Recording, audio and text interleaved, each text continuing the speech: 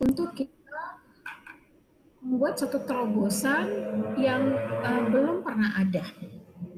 Nah, saya sendiri, even though saya kerja sebagai profesional, saya masih tetap ada berbisnis.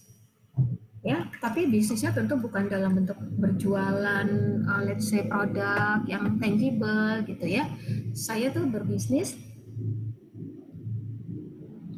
memberi paket training dan workshop. Jadi karena saya pernah kerja di Jakarta Consulting, jadi saya memberikan waktu untuk mereka yang pengen dirapikan family bisnisnya, pengen dibuat strategi produk, pengen dibuat strategi branding. Nah itu saya sampai sejauh ini masih sering diminta gitu ya. Nah ini yang nantinya bisa mengasah saya untuk doing bisnis sendirian. Oke ya. Nah, ini nanti bukunya akan saya share ya. Dan buku inilah yang menjadi inspirasi untuk semua pebisnis untuk belajar gimana merancang key point yang tepat sasaran untuk bisnis yang dia pasarkan. Kadang-kadang kita bilang gini, kamu mau jual apa gitu ya? Oh, mau jual sepatu. Kok bisa? Iya, soalnya kalau misalnya saya suka sepatu, jadi saya tahu banget sepatu yang enak itu tuh seperti apa gitu. Nah itu bisa. Itu teman saya salah satu pelaku pedagang sepatu yang cukup middle ya, sekitar 400 sampai 750 ribu dan bahannya bagus. Itu dia terus-terusan melakukan improvement dari statement teman-teman dekatnya, karena teman-teman dekat itu nggak pernah bohong gitu. Kalau dibilang jelek pasti jelek, tapi dalam batasan yang santun. Nanti Anda dengan seringnya untuk terjun ke bisnis, Anda pasti akan jadi jauh lebih tahu define bisnis yang cocok, harga berapa yang paling manusiawi, nanti Anda bisa untuk execute. Sebenarnya itulah rangkaian dari bisnis model. Jadi pertama, Anda tertarik, kemudian Anda lihat sana, lewat sini, lihat sana, jadi akan ada crowded dalam pikiran Anda, dan tetapi tetap akan muncul satu atau dua orang yang sangat perhatian dengan Anda. Nah itu prosesnya itu, kalau di bisnis model, ya dimulai dengan prosesnya, keinginannya apa, kemudian apa strateginya. Nah, pada saat dia buat strategi, nanti disinilah kita banyak membuat bisnis model. Itu ya. Nah, itu yang saya mau share terkait bisnis model kanvasnya Osterwalder. Saya akan share sesi hari ini ya. Sebentar, asistennya. Sebentar ya. Ini saya banyak terbuka linknya. By the way, ini semua udah pada makan belum ya? Udah, Bu. Udah, Bu. Iya, soalnya waktunya kan tanggung ya. Udah, Bu. Oke. Ya, sip.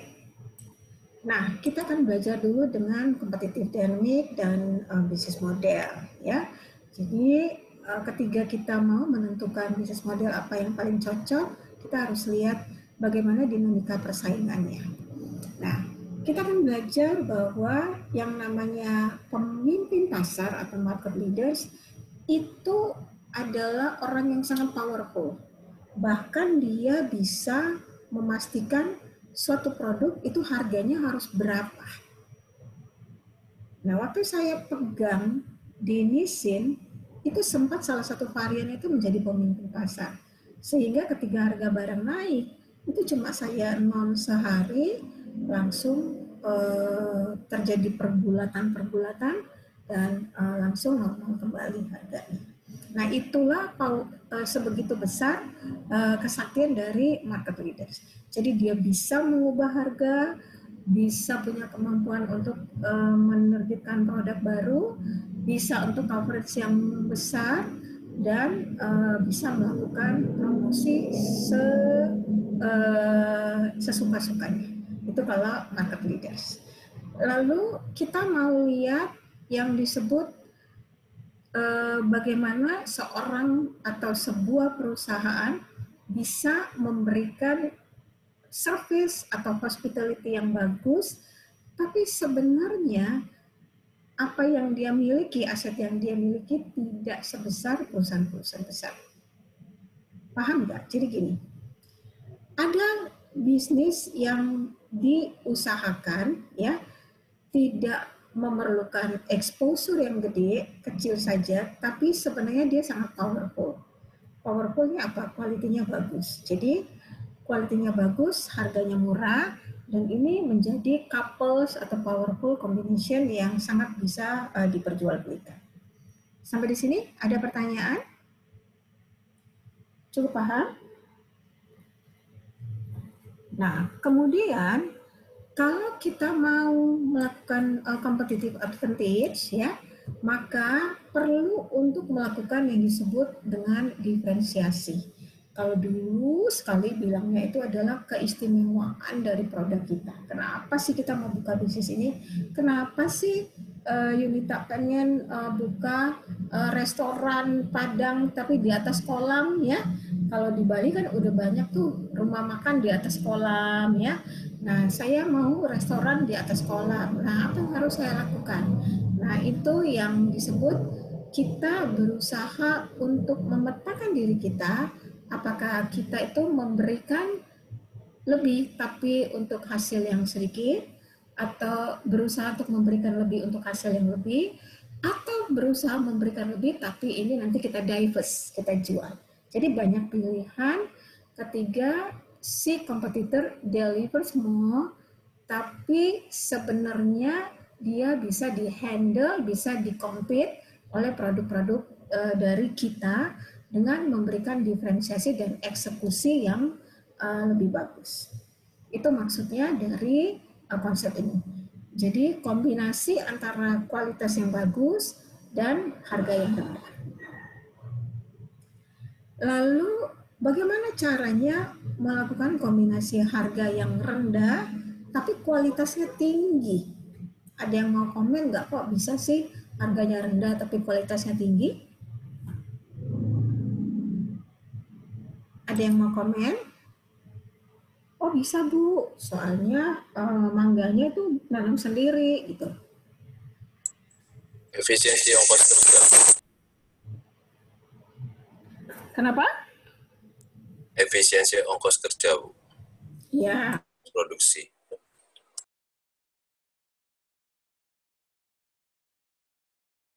Aduh, ternyata saya mute tadi ya, sorry. Itu efisiensi ongkos kerja is good, tapi ada satu kondisi di mana memang kita mau nggak mau harus dengan konsep yang harga rendah tapi kualitas tinggi. Itu yang dilakukan oleh Walmart di Amerika. Apakah terus-terusan efisiensi ongkos kerja? Berarti nggak ada pegawainya dong. Pegawainya cuma 2 orang, itu sisanya robot. Jadi tidak ada touching atau tidak ada sentuhan dari si pengusaha terhadap customer-nya. Ada yang mau kasih komen nggak? Gimana cara melakukan kombinasi yang tepat untuk low prices dan quality yang bagus?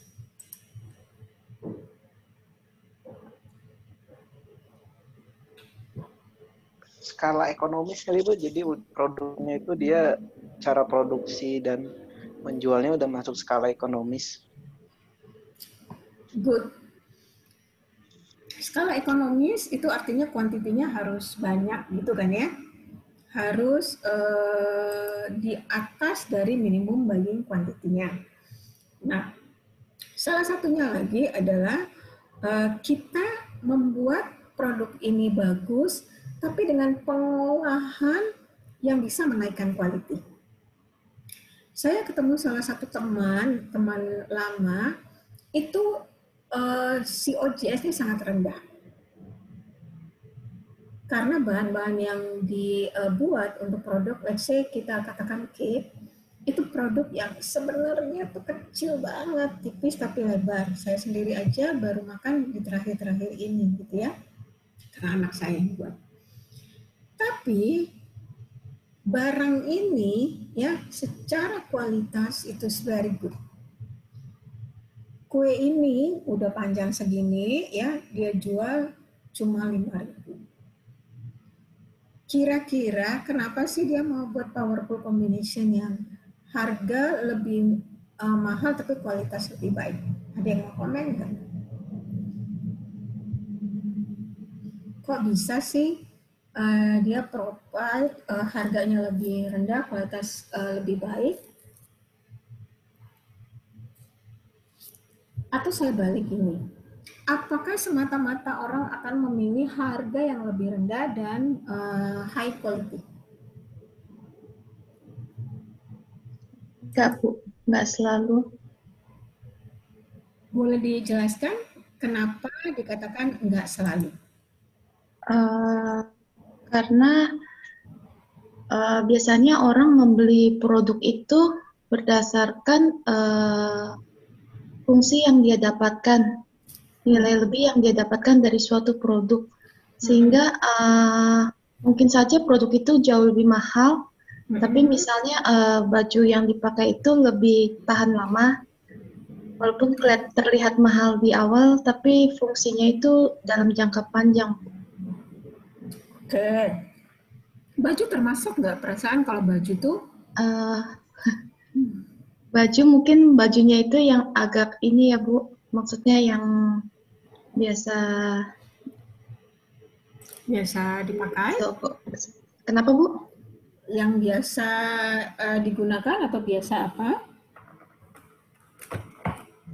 Biasanya bajunya itu orang mau membeli lebih itu untuk suatu momen yang bernilai ya Bu, bukan baju yang sehari-hari. Oke. Iya. Ya. Oke, good. Jadi kadang-kadang kita harus tahu bahwa tidak semua harga yang murah itu low quality. Sometimes harga yang murah itu kita bisa lakukan proses yang beda sehingga hasilnya high quality. Nah, ini yang disebut dengan a good combination atau a powerful combination. Gitu ya. Nah, cara lain adalah tadi kan gimana supaya harganya murah tapi kualitinya bagus gitu. Jadi nggak berlaku di sini ada harga ada rupa.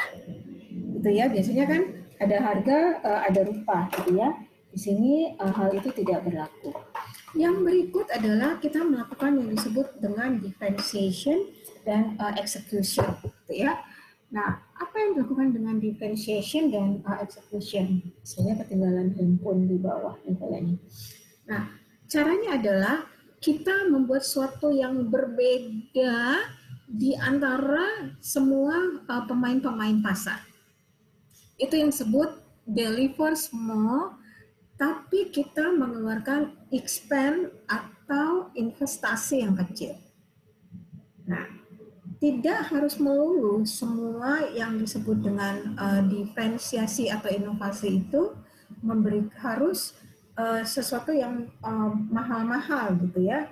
Karena asumsinya diferensiasi itu adalah penambahan sehingga ongkos naik. Contohnya gini, 2 hari yang lalu itu kan saya ke Medan ya. Nah, pada saat ke Medan itu orang berpikir bahwa kita kalau mau enak itu nginapnya harus di tempat yang mewah, bintang 5, kemudian cari makanan juga harus yang di restoran-restoran mahal. Karena saya kan lahir di Medan ya, kemudian cukup lama di Medan ya, saya tahu banget bahwa di Medan itu banyak sekali yang high quality tapi low prices.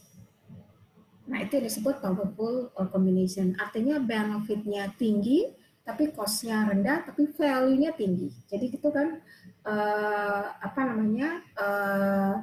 value sama dengan benefit dibagi cost gitu. Nah, jadi kalau benefitnya tinggi, biasanya katanya cost-nya tinggi. Tapi kita coba membuat suatu kombinasi yang bagus, benefit yang tinggi tapi cost-nya rendah. Ini hal yang perlu exercise. Kedua, untuk membuat produk kita punya competitive advantage yang bagus, itu harus dilakukan diferensiasi dan eksekusi yang benar. Nah, diferensiasi dan eksekusi yang benar ini harus tidak bisa dibuat sesuai selera personal kita. Tapi kita harus melakukan research dan ikuti kata hati dari customer. Kenapa? Customer adalah king atau queen. Sampai sini paham ya? Usahakan harga murah, kualitas tinggi. Yang kedua, supaya kita bisa deliver more, lakukan perbedaan yang sangat-sangat spesifik terhadap produk kita. Yang kedua, eksekusinya dibuat seunik mungkin sehingga orang tuh pengen beli. Itu yang disebut deliver small. Sampai di sini ada pertanyaan? Oke. Baru yang kedua, ya boleh. Mau tanya soal low price and high quality. Kalau misalkan barang dengan harga murah, tapi kualitinya tinggi, gimana cara untuk mempertahankan brand image-nya ya, Bu? Karena kan harga murah biasanya brand image-nya terkesan murah. Nah, jadi brand image itu tidak semata-mata harus barang yang mahal, gitu ya. Bisa jadi brand image itu adalah barang yang mass, tapi secara servisnya bagus. Contohnya gini, kalau misalnya Pak Fahmi pergi ke swalayan yang harganya less value for money, contohnya Naga, tahu ya, Tip Top, kemudian hari-hari itu kan pay less for more. Nah, apa yang dia lakukan? Dia melakukan kombinasi low prices dan high quality. Gimana caranya? Dia berusaha untuk menurunkan diskon yang margin yang dia peroleh, tapi kualitasnya tetap di sana.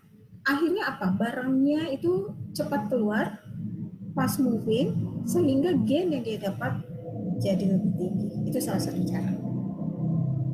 Kedua, buat produksinya banyak sehingga economic of value-nya tinggi tanpa menurunkan quality. Itu cara yang kedua. Ketiga, kita bisa buat begini.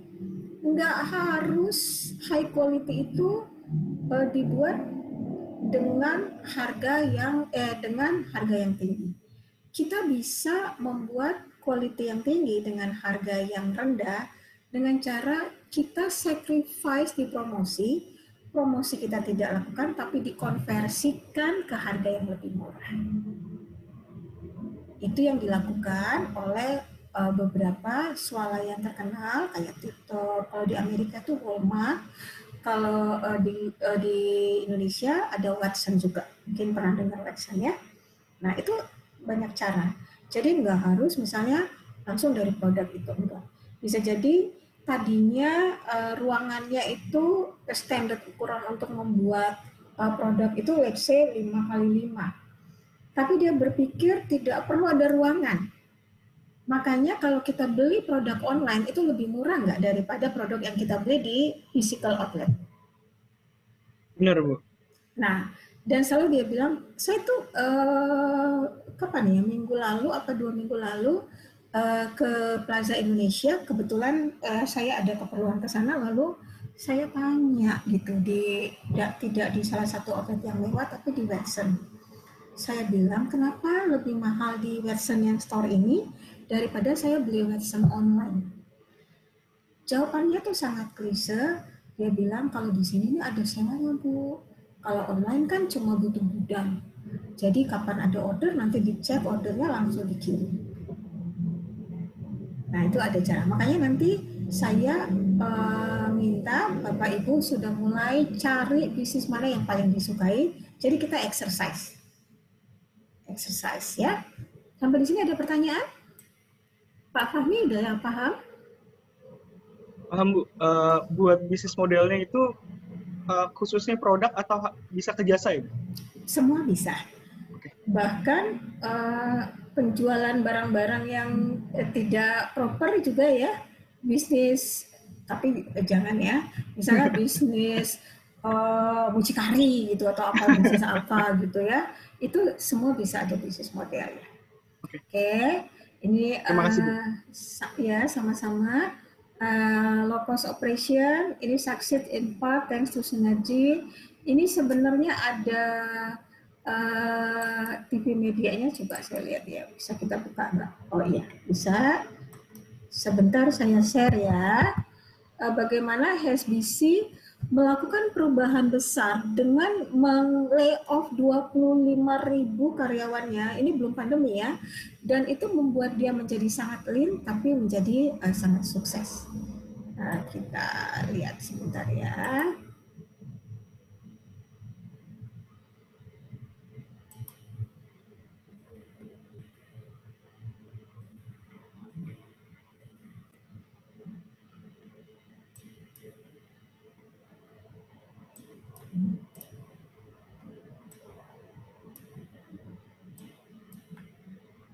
Is Europe's biggest bank and employs 48,000 people in the UK. Today, that number is being cut by 8,000.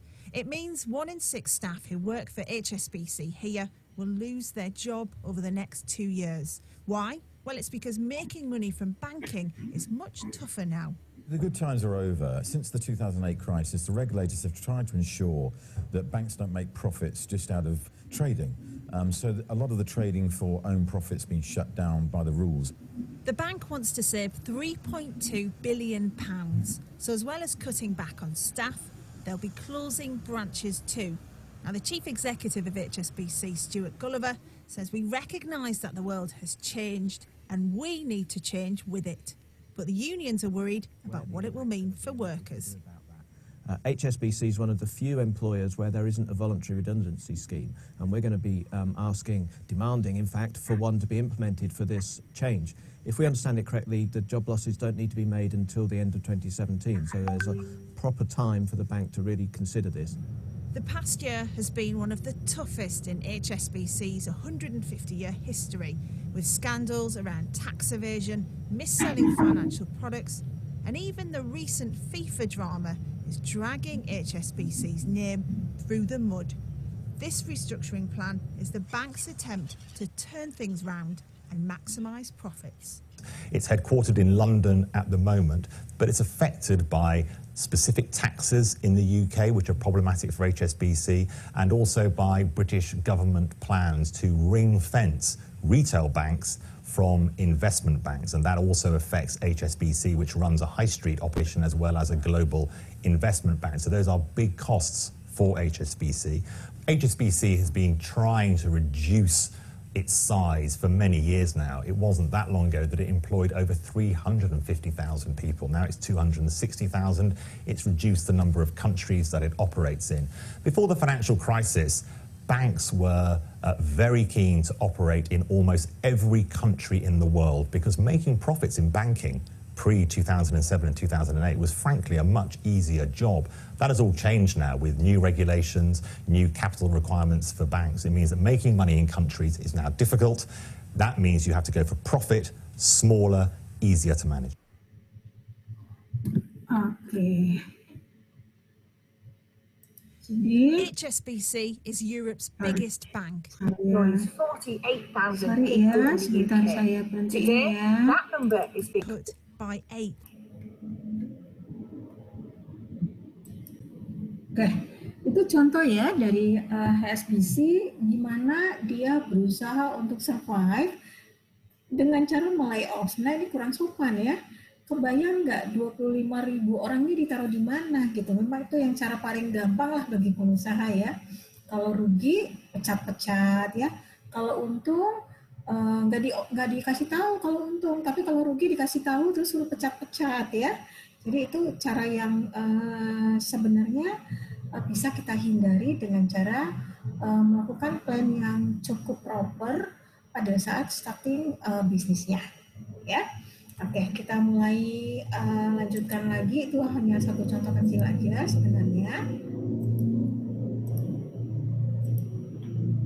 Nah, lalu gimana caranya kita berusaha untuk expand? Ekspansi itu memperbesar bisnis kita, kemudian kita berusaha untuk bisa ada gain di sana. Tidak melulu harus yang besar, yang punya gain yang paling tinggi. Tapi gimana caranya kita punya yang disebut dengan new ways, cara baru. Kemudian dengan cara baru itu kita mendapatkan peluang tambahan untuk mengutilize bisnis kita dan kita dapat new customer. Biasanya kita cari customer baru, kemudian kita tambahkan penggunaannya. Contohnya gini, saya itu mau buat bakery donat misalnya. Nah, donat itu apa sih benefitnya? Paling kan untuk kenyang, kemudian exciting dengan rasanya, tapi kan rasanya nggak macam-macam ya, kecuali Krispy Kreme atau Dunkin Donat gitu ya. Lalu saya pengen untuk kedepannya jadi market leaders. Apa yang harus saya lakukan? Sementara udah banyak pasar donat yang cukup ramai, cukup crowded di marketplace. Yang saya harus lakukan adalah mencari customer baru, tapi more usage. Harusnya tidak hanya misal donat itu untuk membuat kita kenyang, tapi donat itu juga bisa memberikan satu kegunaan baru. Misalnya gini, donatnya ditambah dengan protein.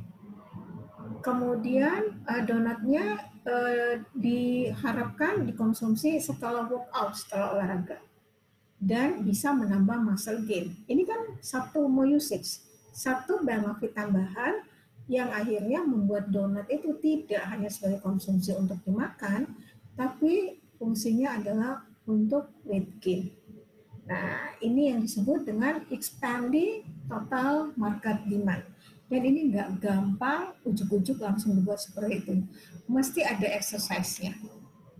Sampai sini paham ya? Jadi bisa kita expand suatu benefit dari suatu produk ya dengan cara kita menggali benefit apa yang paling sesuai, bukan asal-asal. Misalnya, oh teh manis ini bisa dibuat untuk agar-agar, bisa dibuat untuk pecel, bisa dibuat untuk tuak.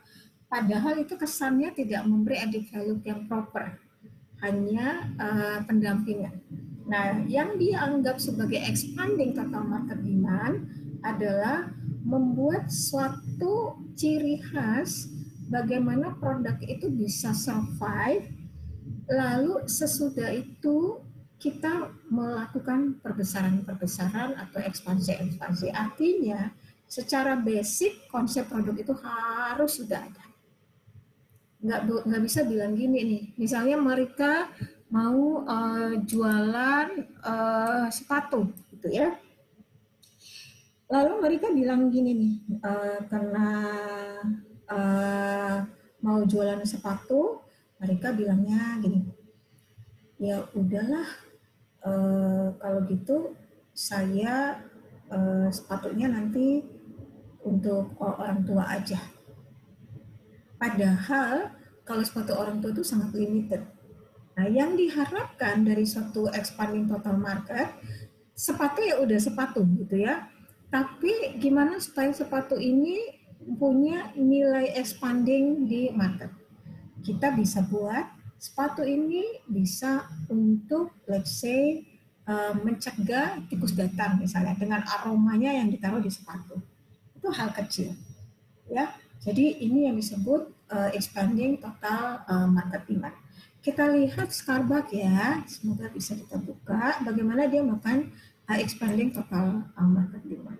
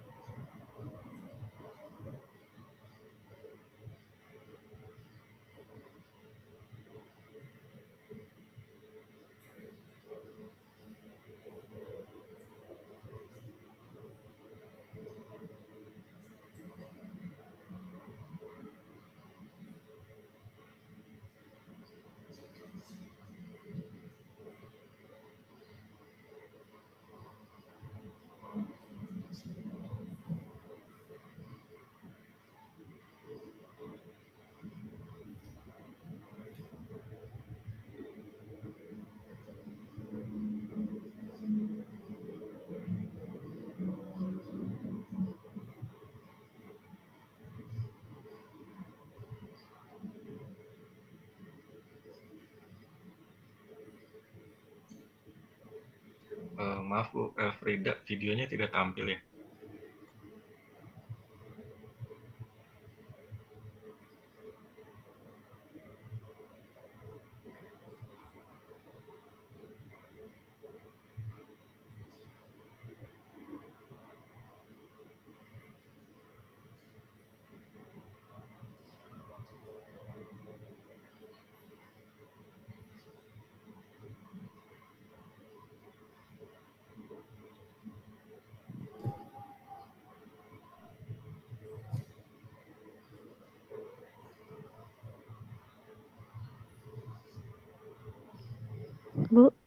Bu mohon izin Bu. Iya. Tampilan Zoom meeting saya masih dalam bentuk PowerPoint Bu. Oh gitu. Dari tadi enggak. Sebentar ya. Oh dari tadi enggak kelihatan ya? Enggak Bu, belum. Oh, tapi kedengaran suaranya? Enggak ada suara juga. Oh, saya pikir udah kelihatan. Saya ulang ya. Saya Iya, pikir Bu, udah kelihatan. Sebentar, sabar. Saya pikir udah kelihatan kok, anteng-anteng aja nih. Sebentar. Starbucks, kita lihat lagi. Yuk. Coffee farm on the Ini side udah of kelihatan? Volcano, Costa Rica. We call it Hacienda Alsacia. Udah kelihatan. This farm because we Sudah. love coffee. We bought it to learn about the problems coffee farmers are facing. So, who are these farmers? Meet Victor. Victor manages the farm and he loves coffee. Victor's worked in coffee for over 25 years and spends his days on the farm making sure we have the highest quality trees possible. Look at that. That being said, he couldn't do it without Carlos Mario. Carlos Mario is in charge of all research and development at the farm.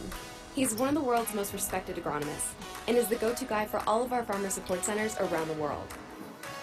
One thing that they discovered while talking with other farmers is that climate change is destroying the trees due to the rise of rust. No, not that kind of rust. This kind of rust.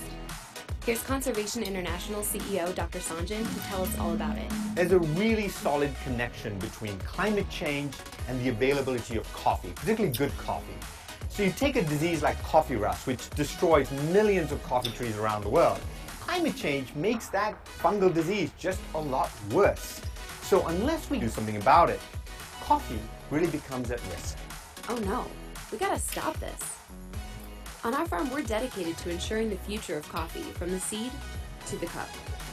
We have a nursery where we're growing unique hybrids of trees that are highly resistant to diseases like rust. So what do we do with these trees? Well, we plant them. Then the sun shines on them, then we wait some more. Once the trees grow, we pick the cherries. Did you know that coffee cherries are picked by hand? These hands. Once the cherries are picked, they take a bumpy ride to the wet mill. From there, they're given a float test to separate the good from the bad. And then the skins are removed, and the beans are raked into pretty patterns to be dried up by the sun. Pause. Did you know you can come and see all this in action? On the farm, there's a visitor center, where you can actually pick some of the cherries and taste the coffee being grown here. Not to mention, you never know who you're going to run into. Hey, Howard. This is our first farm that we have actually owned and operated. We've been working side by side with farmers to lead in sustainable farming practices. No way, that's so cool. So how do we actually make sure that all that coffee tastes great too? Well, that's Jessie's job. She works in quality control. She samples all the coffee grown at the farm to make sure it's up to our standards. Yes, every single batch. Once we get the all clear from her, the beans are roasted on site. Then it's off to the cafe where Jose Daniel is ready to take your order. Wait a minute, does this guy look familiar? It's Victor's son, and he's a barista at the cafe on the farm. Even though we're a big company, coffee is still personal to us. From knowing the names of our farmers to growing stronger coffee trees, we're dedicated to finding solutions not just for Starbucks, but for everyone who loves coffee. That's why everything we learn on the farm is open source and shared with farmers around the world.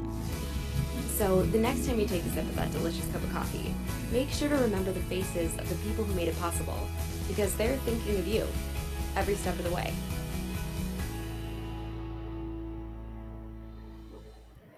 Oke, ini udah kelihatan ya. Sekarang kita kembali lagi ke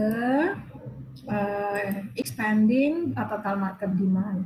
Jadi tadi yang kita lihat di Starbucks, dia tidak hanya menjual kopinya, tapi dia bekerja sama juga dengan petani-petani terdekat, kemudian membuat aneka minuman dari kopi dan juga ice cream dengan cara melakukan partnership, strategic partnership atau venture partnership.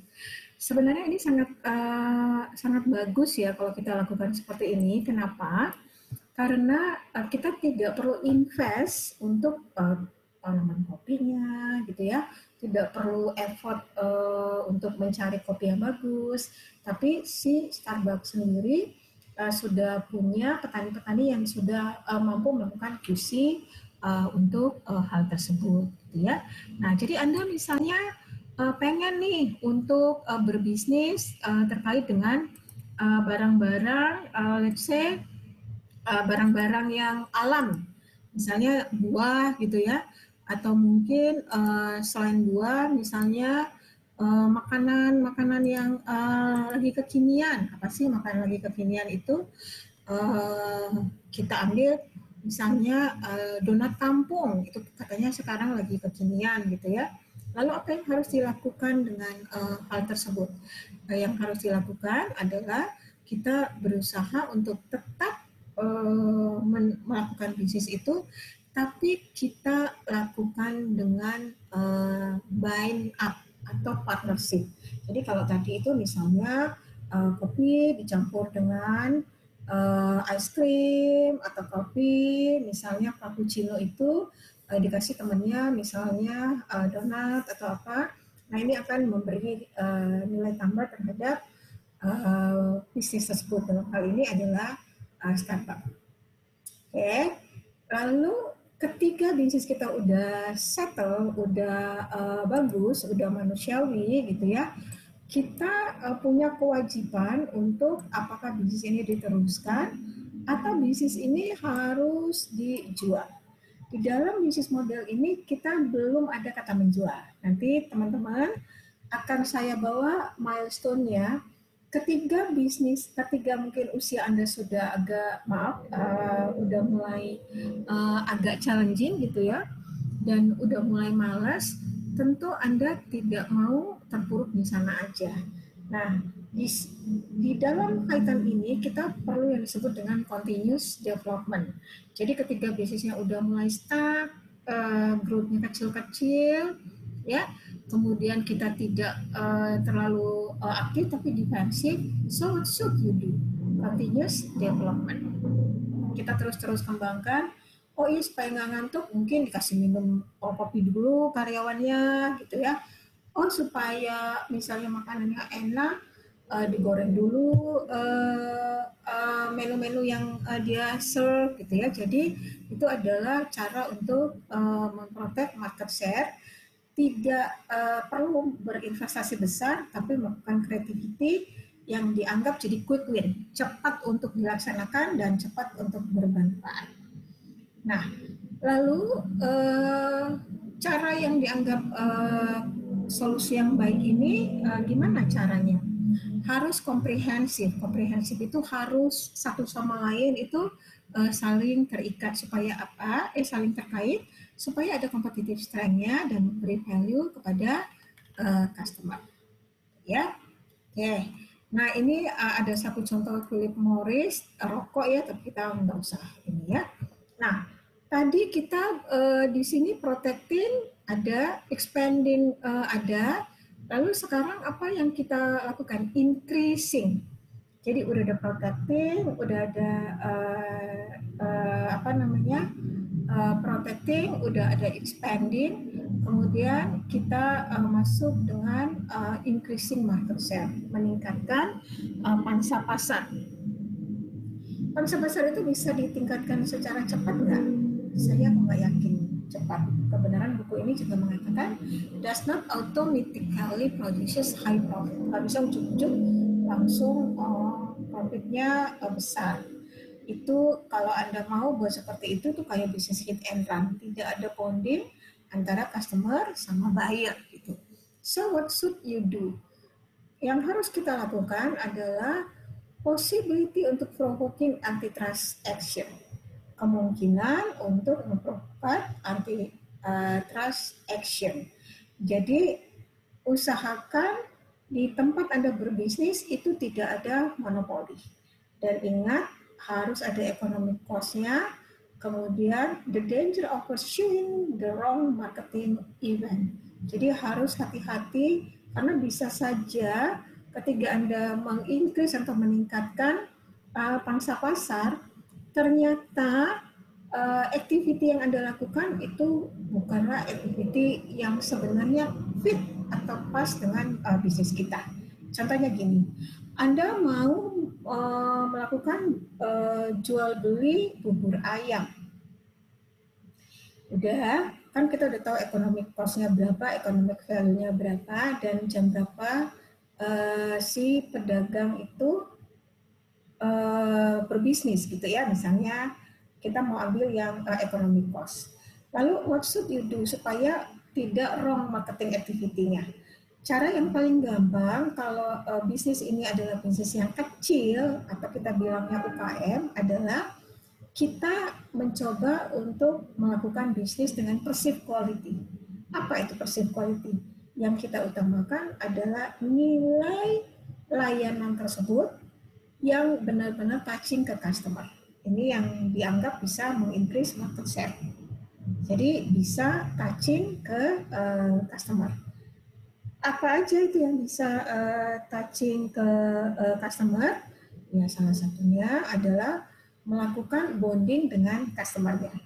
Nah, selama pandemi ini, itu saya melihat banyak sekali bisnis yang dilakukan dengan cara bonding kepada customer-nya. Ya, to increasing market share. Sekarang sebelum masuk ke bisnis model, di mana dari sesi nanti bisnis model sampai ke belakangnya, itu akan banyak bercerita mengenai creates, delivers, and capture. Nah, sebelum masuk ke sini, ada yang mau ditanyakan?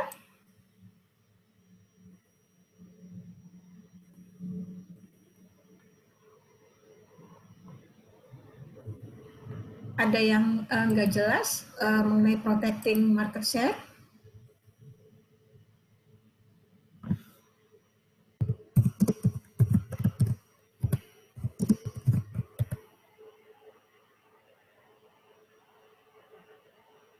Anteng-anteng aja ini. Bulan Marika, Bu, mau tanya, Bu. Boleh, silakan.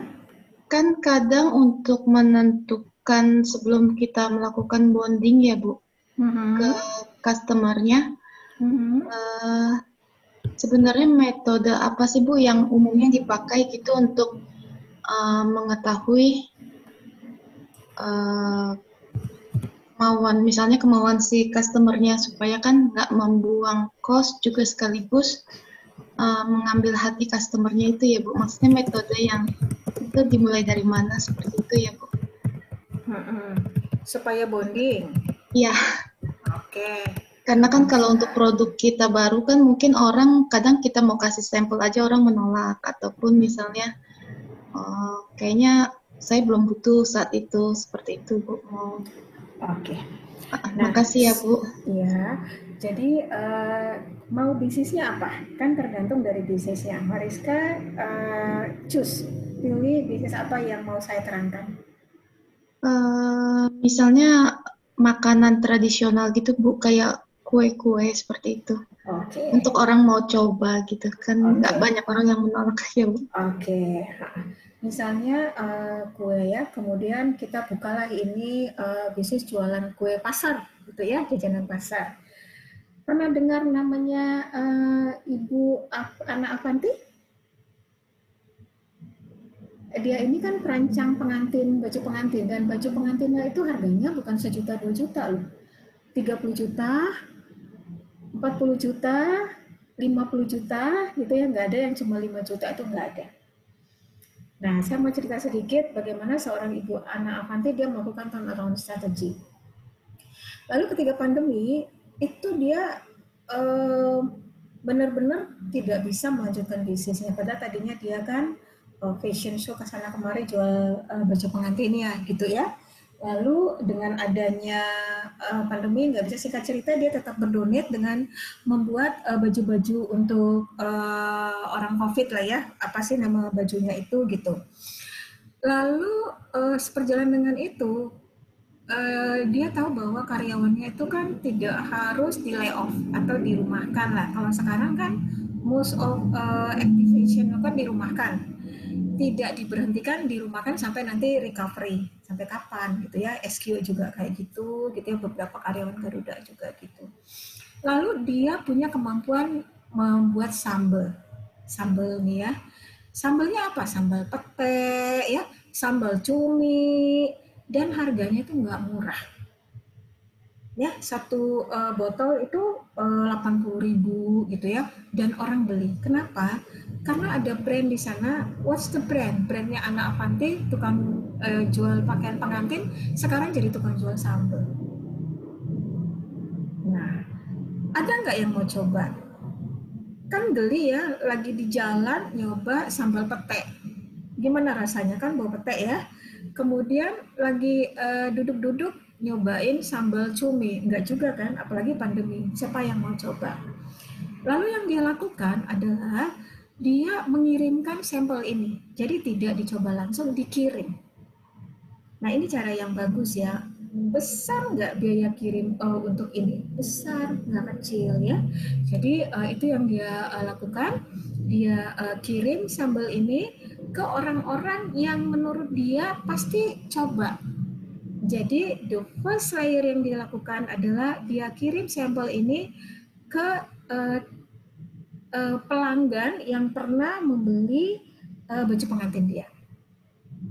Sebenarnya kan belum tentu untuk dibeli ya, belum tentu untuk dicoba. Secara orang yang beli baju pengantin dia kan orang yang high end gitu ya. Kalau beli baju pengantin 40 juta itu yang gimana itu status ekonominya? Pasti yang high end. Tapi karena seorang Ani Avanti yang kirim, terus dibuat kata-kata, silakan coba Bu, ini saya yang buat, dicoba. Nah, sekarang dengan adanya pertukaran di mana dari offline menjadi online, yang tadinya kita duduk di restoran, sekarang harus segala sesuatunya terjadi dengan e-commerce, Anda harus menggabungkan online dengan bonding customer. Nah ini kebenaran satu contoh case yang saya lakukan ke salah satu alumni Quick GNI juga yang melakukan bisnis kulineran. Jadi saya selalu bilang ke dia, selalu buat di sana research atau pertanyaan untuk dia bisa memberikan respon atau review terhadap makanannya. Tidak ditulis tangan, tapi dia scan, nanti dia isi kayak buat Google report itu loh, attendance gitu kan. Nah, apakah makanan saya enak gitu ya. Nah, dengan cara seperti itu kita jadi tahu sebenarnya dia butuh apa. Jadi nggak harus minta dia mencoba untuk merasakan makanan kita. Nah, itu cara yang paling bagus. Kemudian kalau nggak salah 1 tahun yang lalu itu juga ada mahasiswa saya kan, saya tuh ngajar paling banyak untuk bisnis model kan di Quick GNI ya. Papanya itu punya bakmi kangkung, mungkin tahu ya, di Kelapa Gading. Pandemi tentu berhenti dong ya, berhenti. Waktu itu berhentinya sampai 3 bulan. Tapi 3 bulan itu kan otomatis kan kita buang uang karena dia harus bayar karyawannya, tapi tidak ada jualan. Karena papanya sangat takut. Yang jadi chefnya itu adalah papanya, gitu kan. Suatu kali, saya benar-benar lupa namanya, perempuan Chinese, dia tanya, Bu, papa saya itu sekarang nggak bisa lagi lakukan bisnis di Kelapa Gading, ya, bakmi kangkung deh kalau nggak salah. Terus ini kan jadinya kita keluarkan uang tapi nggak ada pemasukan gitu. Saya bilang, kenapa nggak diteruskan dengan membuat paket yang udah siap saji, jadi kayak frozen food. Tapi papa nggak pernah buat frozen food. Biasanya buat ambil dari kulkas, masak, dan serve gitu ya. Lalu saya bilang, harus diadakan uji coba gitu ya. Kenapa saya bilang begitu? Karena saya lagi juga dipanggil menjadi salah satu konsultan untuk salah satu restoran yang tadinya juga selama pandemi nggak bisa survive, tapi sekarang itu pasarnya itu benar-benar banyak, dan kebenaran dia outletnya tinggal di apartemen. Jadi semua dia frozen, rendang dia frozen, soto dia frozen gitu ya. Kemudian bitter balen dia frozen, bitter balen itu dia frozen gitu. Kemudian saya bilang kasih nilai gizinya, kemudian kasih spirit words. Jadi misalnya pastikan tubuh Anda sehat dengan tiap pagi starting dengan happy, alive, smile, kayak gitu ya, kata-kata yang energizing. Nah, yang teman saya yang satu ini sudah selamat, sekarang yang mahasiswa nih. Satu kali dia bilang, Bu, Papa tuh nggak pernah nyobain yang frozen food. Yang dia lakukan adalah ambil dari kulkas, masak, dan serve. Karena memang kelebihannya adalah makanan seger yang dimasak. Kalau seperti itu ya memang nggak ada way out. Jadi apa yang harus dilakukan? Dua-duanya harus changing, turn around strategy. Kalau dulu apapun harus dicoba, gitu ya. Sekarang kan beda. Kalau kita kasih makanan coba, dia langsung mikir gini, jangan-jangan tangannya kena COVID, kan gitu, ya. Kan orang tuh udah parno ya, semua apapun yang dipikirkan di kepalanya itu pasti sesuatu yang COVID lah, infection lah, atau apa gitu. Lalu saya bilang, coba, kan Papa sudah pernah membuat yang dari frozen ke food, sekarang ganti dari fresh ke frozen, bisa nggak? Oh iya, mesti dicoba. Anda tahu itu nggak gampang. Waktu papanya coba, papanya tuh hampir tiap hari marah karena merasa kok jadi sulit sih, kenapa harus dibuat frozen, kalau nggak mau udah gitu. Dia marah, pernah sampai satu kali dia buang, nggak usah aja, masih banyak kok tabungan papa untuk bayar gaji karyawan. Kan pongah ya, sombong. Tapi pada satu titik ya harus dicoba lagi. Dan setelah beberapa kali coba berhasil, tapi belum banyak yang beli. Lalu saya tanya ke mahasiswa ini, anak KKG, kamu tuh bisa punya kemampuan apa? Saya tuh suka buat puding. Puding apa? Tiramisu. Kemudian tahu ya puding in a jar gitu. Ya, dia pernah waktu itu sempat ada ketemu kelas, dia cerita, saya agak pintar tuh buat puding. Saya bilang, kamu buat di situ, kasih as a giveaway. Kalau orang lain cuma dikasih frozen, kamu kasih as a giveaway. Itu kurang dari sebulan, itu recovery, not really 100%, tapi recovery, dan hampir selesai saya kuliah itu udah benar-benar back to before pandemi. Nah, pesan moralnya gini, jangan pernah berpikir bahwa ketiga suatu titik yang membuat Anda lemah, ini bukan kata-kata motivasi yang gimana juga ya, karena kan itu kita learning dari kehidupan ya. Ketika pada satu titik tertentu yang menurut Anda kayaknya sulit, jangan pernah berhenti. Karena kalau kita berhenti itu berasa kayak kita tuh dalam keadaan yang memang, kalau saya bilangnya itu udah dying ya, udah nggak pengen.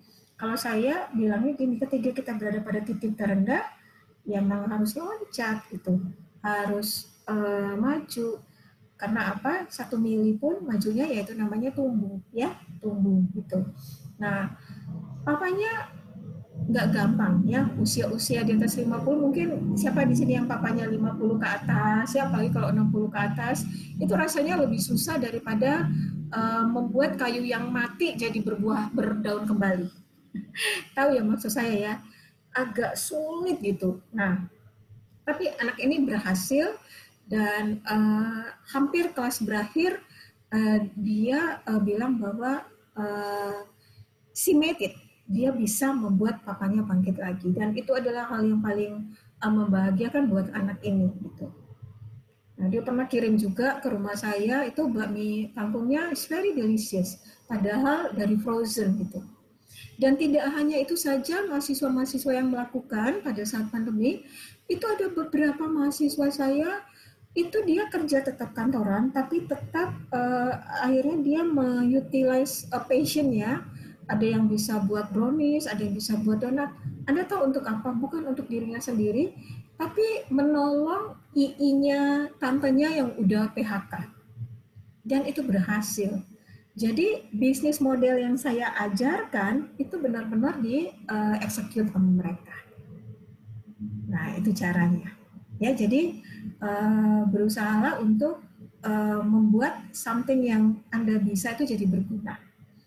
Satu contoh kecil, 1 bulan yang lalu saya nguji mahasiswa, saya lupa namanya. Lalu setelah selesai kuliah, saya dikasih 1 botol kopi gula aren.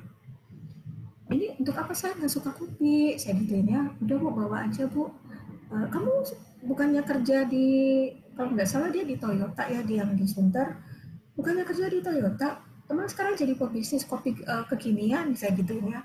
Oh enggak Bu, saya bantu teman saya yang udah PHK, sharing modalnya, kemudian kopinya ini saya masih jual ke kantor, masih jual ke teman-teman komunitas, dan sekarang teman saya itu uangnya lebih banyak daripada dia dulu bekerja. Jadi pelajaran bisnis model yang saya dapat dari Ibu, saya eksekusi bareng teman saya. Nah artinya apa? Dia nggak butuh uang itu sebenarnya, tapi dengan dia bantu temannya, dia jadi dapat uang juga. Nah itu sebabnya memang kelas ini saya tuh pengen banget Anda exercise langsung. Kalau tadi Marika, oh iya jajanan pasar, nggak apa-apa jajanan pasarnya gimana? Kirim ke mereka mungkin cuma 2 atau 3, tapi mini, sizing mini aja gitu ya. Terus ada Marika tulis ini adalah kue tradisional dengan gula asli atau apa untuk memberi cahaya atau kebahagiaan kecil hari ini. Ada kata-kata motivation day-nya. It works. Nah, mesti ada creativity di sana. Cukup menjawab? Oke, ada lagi pertanyaan? Sebelum kita masuk ke bisnis model,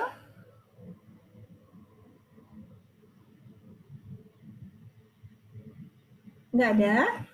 Oke, kita langsung masuk ke pelajaran yang udah mulai kelihatan ininya ya. Nah, bisnis modelnya. Bisnis model itu apa sih? Ya, model yang dibuat untuk bisnis. Paling gitu ya jawabnya ya, biar sederhana. Nah, bisnis model itu adalah bagaimana suatu bisnis, suatu usaha, kita cuma punya 3 kepentingan. Pertama, create, menciptakan. Kedua, mendelivers, memberikan yang terbaik kepada customer kita. Dan yang ketiga adalah harus ada cuan atau capture value-nya. Sampai di sini paham? Jadi jangan pernah Anda doing the business, walaupun bisnis itu adalah bisnis yang sifatnya charity, tapi nggak ada kreasinya karena merasa ini sosial, kemudian tidak mampu memberikan yang terbaik, apalagi bilang, ah udahlah, kasih makan mereka aja udah bagus gitu. Nah itu tuh sebaiknya jangan diteruskan. Atau Anda sama sekali nggak terpikir untuk membuat bisnis ini langgeng dengan menciptakan keuntungan. Kalau 3 ini tidak ada lakukan, itu sebaiknya tidak melakukan bisnisnya. Sampai di sini ada pertanyaan? Jadi bisnis model adalah the way of you doing the business, tapi harus ada inovasi di sana, which is itu kreasi, kreasi, kemudian harus sesuai dengan maunya customer, delivers, dan yang ketiga harus memberi nilai atau cuan. Itu 3. Jadi jangan pernah berbisnis kalau 3-tiganya ini tidak ada. Boleh nggak Bu? Salah satu aja. Oh, apalagi salah satu. Salah 2, apalagi salah 2. Yang boleh itu kalau ketiga-tiganya. Sampai di sini paham ya? Nanti akan ada pelajaran kita terkait dengan social entrepreneurs. Jadi bisnis-bisnis yang sifatnya adalah sosial, tapi harus ada margin di sana. Oke. Bisnis model juga disebut adalah bisnis yang memberikan memonetize value yang bisa dirasakan oleh customer-nya. Seperti apa sih bisnis yang bisa menggambarkan value dari suatu organisasi atau bisnis tersebut? Yang pertama, tentu harus ada inovasi di sana. Itu sebabnya setiap produk harus ada nilai uniknya. Setiap produk. Nggak bisa kita bilang, alah udahlah harganya cuma 200 perak ini, ngapain unik-unik? Gitu aja goreng langsung jual. Nah, kalau Anda sudah berpikir seperti itu, sense of business Anda untuk provide the best untuk customer nggak ada, you have to stop the business. Artinya, memang belum di ranah Anda untuk doing the right track untuk bisnis tersebut.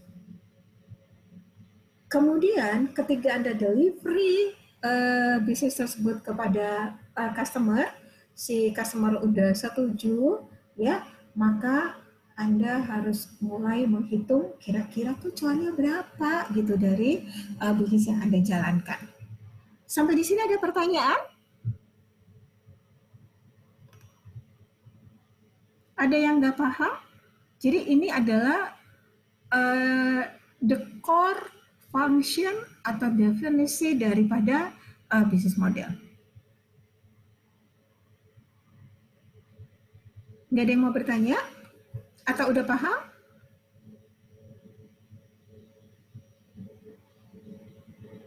Maaf Bu, mau tanya satu lagi. Kalau produk tadi monetize itu seperti apa ya Bu maksudnya? Monetize itu kita mendapatkan uang, memonitor. Jadi istilah monetize itu sebenarnya gimana caranya menghasilkan uang dari bisnis yang kita jalankan. Itu istilah aja sih sebenarnya. Oh iya, makasih Bu. Oke, ya. Langsung kita lihat, kita sudah masuk di sini. Ini adalah bagaimana kita menciptakan value bagi customer, kemudian memastikan adanya pembayaran di sana nggak gratis, kemudian gimana mengkonversikan pembayaran itu menjadi suatu profit, ya. Nah, lalu apa yang harus dilakukan setelah kita membuat suatu siklus seperti ini? Ya, confirm available. Nah, ini yang disebut dengan bisnis model canvas. Perhatikan baik-baik supaya nanti pada saat Anda melakukan any kind of business, Anda tahu melakukan bisnis model canvasnya. Kalau bisnis modelnya tidak tepat, kemudian tidak ergonomik, artinya tidak ergonomik itu adalah tidak lentur bisnisnya, means that Anda harus rework bisnis tersebut supaya finally customer atau members di sini tahu bahwa bisnis yang dijalankan oleh Anda dan members atau dijalankan oleh karyawan di dalam kantor itu adalah kita bisnis yang proper atau tepat gitu. Nah, ini ada 9 building block ya. Kita akan selesaikan sebisanya aja sampai kita tahu 9 building block apa. Baru nanti, ini ketua kelasnya belum pindah kan ya? Siapa ketua kelasnya kemarin? Vera, Bu. Sera nanti dipilih untuk siapa-siapa aja yang akan menjalankan bisnisnya. Nah, saya terangkan satu-satu dari 9 building block ini. Karena nanti Anda akan mengelaborate satu bisnis dari 9 building block dan strategi pertumbuhan apa yang paling cocok untuk bisnis Anda. Sampai di sini paham? Halo? Pada anteng-anteng ini. Kita coba dengan satu ya, yaitu customer segment. Nah, kenapa dikatakan customer segment? Karena di sanalah orang yang akan mengkonsum, kemudian meng-apply produk kita, Dan customer inilah yang nanti menjadi mesin uang kita. Jadi kalau salah dalam memilih segmen dari customer, maka itu akan menjadi trauma yang berkepanjangan dan Anda akan kurang pede untuk menjalankan bisnis itu. Pastikan Anda memilih customer segmen yang tepat. Misalnya gini, saya pernah dapat informasi mereka ini suami istri berbisnis, udah. Pada saat berbisnis, dulu ya. Pada saat berbisnis itu ternyata suami istri ini tidak sepakat segmen mana yang mau dituju. Ada yang satu bilang cocoknya anak muda gitu. Terus suaminya bilang cocoknya orang tua, karena orang tua yang punya uang untuk spending barang-barang yang mereka mau bisniskan. Ketiga, dua-duanya ini bertengkar, ya, itu langsung timbul yang disebut dengan hard feeling. Tahu hard feelingnya, sakit hati, karena bertengkarnya itu udah mulai saling menyudutkan. Makanya saya selalu bilang, ini angkatan baru ya untuk bisnis model A ini, saya selalu bilang, usahakan, kalau saya sih strongly ya, untuk tidak berbisnis dengan kerabat, misalnya suami atau istri, pacar laki sama pacar perempuan. Pasti akan ada pertanyaannya, tapi saya belum mau jawab ya. Nah, jadi ini kalau misalnya kita kenal suami kita, kemudian kita adalah sebagai istri yang bertanggung jawab untuk menentukan customer segment, maka kita lihat dulu produk yang mau kita pasarkan bareng suami kita walaupun tidak akrab itu apa sih? Itu yang disebut dengan fine tune customer segment mana yang cocok untuk bisnis kita. Itu yang pertama. Kedua, value proposition. Kan kita biasa tuh kalau buat produk itu benefitnya tuh banyak banget, fiturnya banyak banget. Saya selalu mengajarkan kepada tim saya jangan exit atau jangan berlebihan ketika membuat value daripada suatu produk atau brand. Ada yang bisa jawab nggak kenapa nggak boleh berlebihan mengekspos suatu produk atau brand? Ayo silakan. Takut akan expectation. Expectation-nya seperti apa? Misalkan customer-nya udah ber-expect bahwa value proposition-nya udah gede banget nih, ternyata yang delivers nggak sesuai dengan apa yang mereka harapkan dan apa yang mereka bayar gitu. Oke, itu bisa. Kemudian kalau terkait dengan barangnya sudah diterima, ternyata hasilnya bagus, kira-kira itu karena value proposition atau karena customer segment yang benar? Karena customer segment yang benar. Oke, ya terima kasih. Sebenarnya pada saat seperti ini itu tidak berdiri sendiri. Jadi kalau kita mau tahu value atau benefit apa yang paling cocok, paling manis adalah kita melihat dulu bagaimana si customer itu doing sehari-hari tanpa perlu ada pendampingan dari kita. Ini cara yang memang saat ini sedang viral dilakukan juga untuk doing business bersama partner. Setelah kita melakukan pertanyaan-pertanyaan untuk kapan dilakukan kayak ala-ala scoping itu, baru kita lihat lagi value apa yang mau kita expose. Value yang mau kita expose ini yang disebut dengan features yang ada di dalam produk. Misalnya saya mau tanya nih di sini ya, kalau di bawah nih yang hampir nggak pernah ngomong nih, kalau misalnya nih Pak Leo ya pergi ke suatu hotel, kemudian hotel menyarankan untuk cari cari community yang bisa nanti bisa diajak bersepeda dan halo, masih kedengaran suara saya?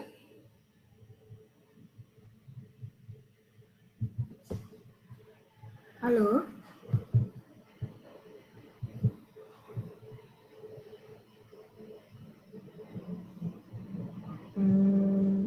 Saya, halo?